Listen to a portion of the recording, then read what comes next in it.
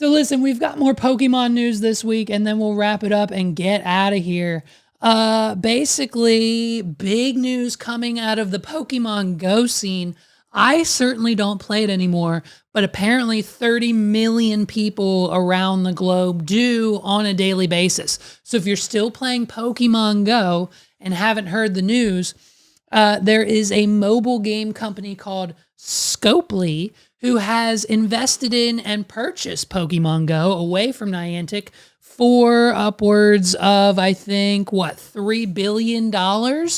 And so huge congratulations, shout out to Niantic for the success, the win, because as we all know, Niantic, they're just a one-hit wonder. They got lucky with Pokemon Go and everything else they put out. I think they put out like a dinosaur game that was the same thing as Pokemon Go. And then they tried it with Harry Potter, but they shut that down like 3 years after they released it because no one was literally playing it because it was complicated and weird and it just didn't work out. It was not a good game. So Niantic stuck to the guns, continued with Pogo, and now they've been purchased for billions and billions and billions of dollars. And so Scopely is the development team. I think they're Saudi owned down there. Good friends of Saudis. Shout out to you guys. They also own games like Monster Hunter Now, Monopoly Go, Stumble Guys, Star Trek Fleet Command, and Marvel Strike Force.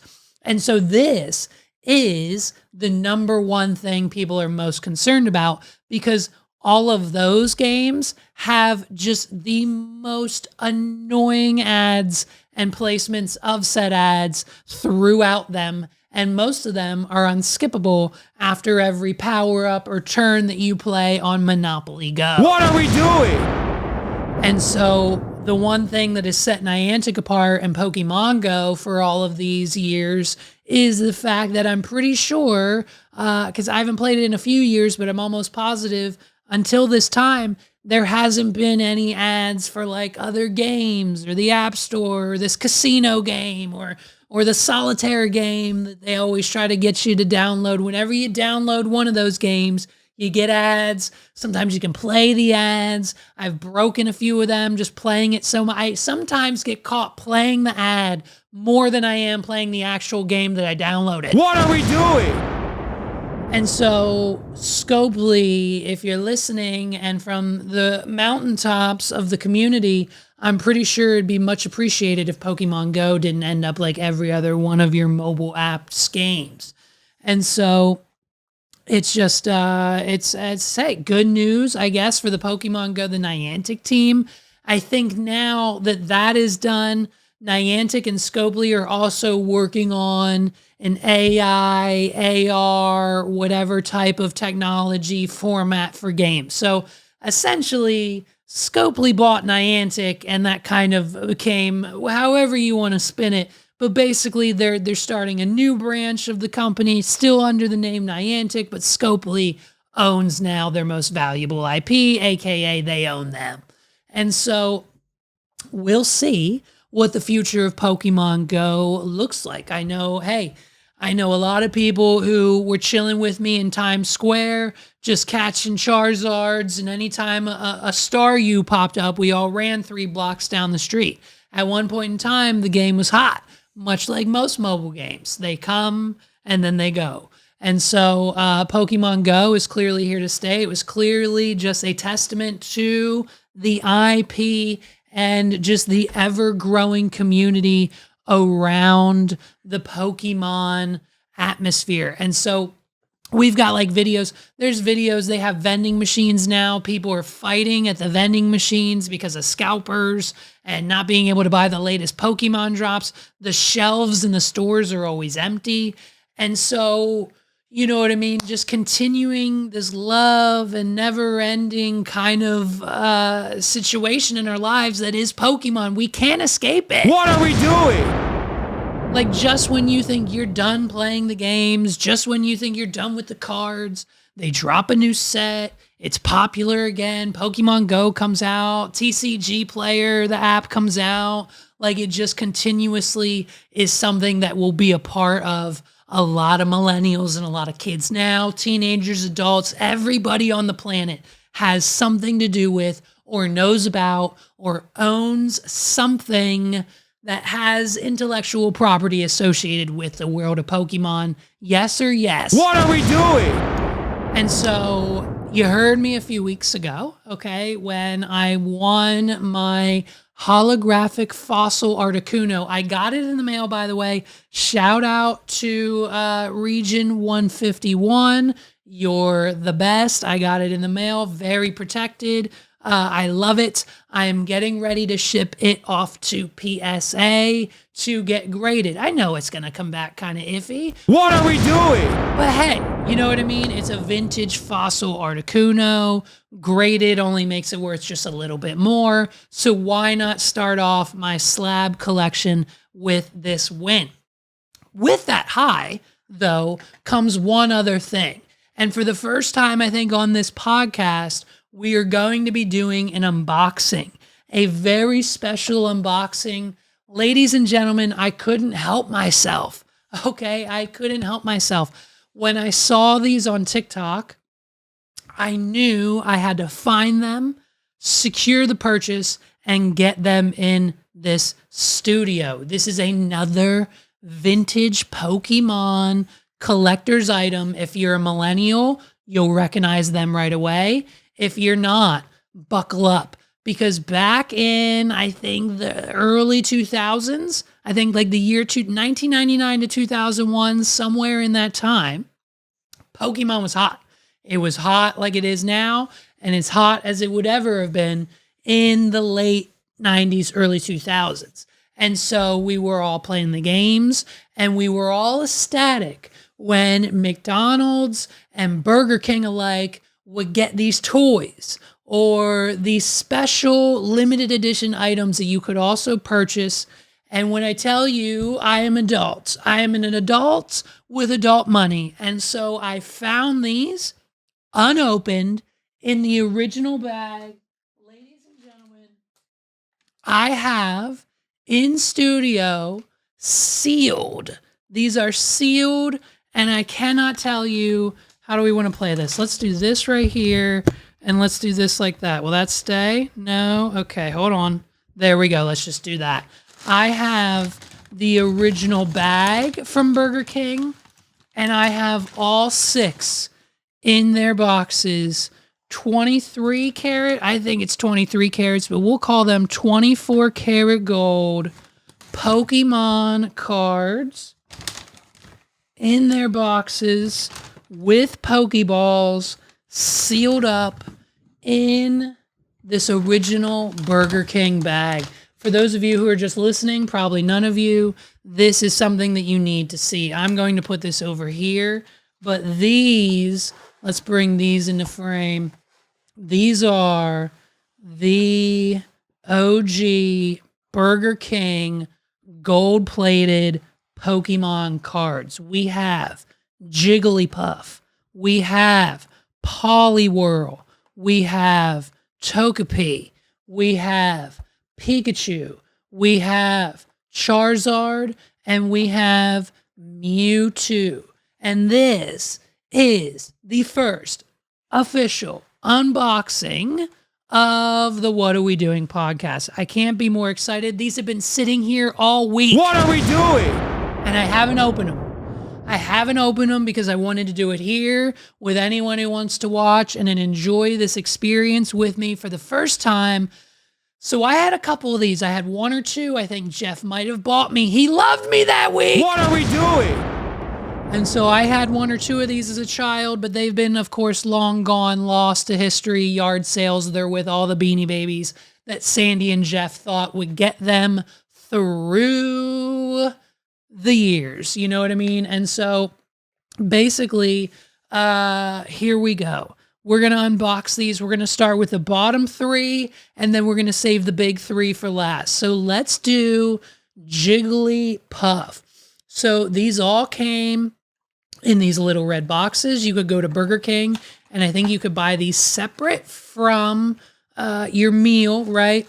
And they each came with their perspective Poké Ball. Just look at this, to scale, shiny, fully functional Poké Ball. I am obsessed. I am ready. This is going to be an experience, and I don't even know. I think we might need, I'm just going to get some scissors because this is nostalgic. Do I have scissors? No. Okay. Here's a knife over here. Unboxing knife. Shout out to the knife. Here we go. I'm just going to cut it here. I'm so bad at that. See, I've never unboxed anything before. And so, oh man. These will go in the collection. Little piece of cardboard just to hold it upright. Put that in the box. And then for the first time, you can press the button. And then it should spring open to reveal. Oh, look at it. Oh, would you look at that? There's a little stand inside. They each have these casings on them, and they are just a full card. On the front, there's the Jigglypuff, and on the back, there's a description and another image of that. And then inside also too, oh my God, you do not see these. I didn't even know they came with these. We probably just threw them away as kids. Certificate of authenticity for each one. I'm losing my mind. I'm losing my mind. And this is, look at Jigglypuff. Oh, she's beautiful. I am keeping these forever. I don't know where I'm going to put them yet. Let's get that in front. Let's do Togepi, dude. Let's, now that you know what to expect, I'm just going to go a little faster just for time's sake. But we have got the ultimate. Let's put those down there too. Oh man, this is nostalgia. I mean, if you just want to talk about the nostalgia factor, I mean, as kids, sure, we were excited, right? You know, opening these up, having them, showing our friends, trading them, using them. And it just, Togepi, there she is. There's the certificate. I mean, we have got just something so incredible. Something so just, I mean, you don't see these too often. I know a couple people who have them. I know a couple people who have the complete set, but basically, I mean, it's a piece of history. It's a piece of Pokemon history. I think if you are a collector, this is probably, I would say, I would put this up there. Not as like one of the top pieces. Obviously, there's cards, there's movies, there's promos, the games. There's so much IP surrounding Pokemon that we all have kind of our different points in time. This is Poliwhirl. Here you go. Look at that.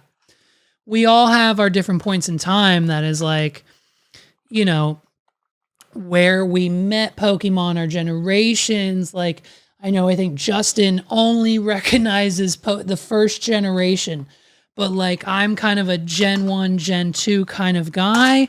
And it just, oh no, Poliwhirl fell out of his protective sleeve. Oh, jeez, let's protect him. And I also told Megs that, you know what I mean, these will also kind of secure our future if we do go south. Let's go for the big three now. I'm going to do Pikachu next. If things go south and like the American economy collapses, Russia destroys our, you know, like electricity infrastructure and basically shuts down all of our servers and internet, then we're going to need gold. We're going to need gold to essentially survive. I'm going to have to barter with people. I'm going to have to trade this gold bar just for a week's supply of water. I'm going to have to trade this 24 karat gold bar Pikachu just so my son can eat a raw fish for the week because, you know, World War III is inevitable. I'm going to look at this one. There he is. There's the Pikachu. Happy as can be.